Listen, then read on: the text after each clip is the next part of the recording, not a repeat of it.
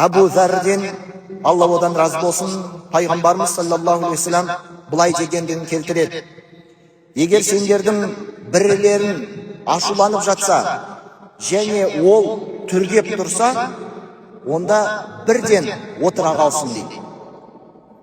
Ал енді одан ашу кетпесе егер, отырған сәтте де егер кетпесе, онда жантая қалсын дейді. Пайғамбарымыз саллаллаху алейхи вассаламның айтқан өсиеті: ашу дұшпан, ақыл дос дейді қазақта.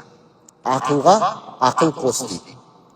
Шынымен ашу ол дұшпан, оның кесапаты, оның нәтижесі жақсы болмайды.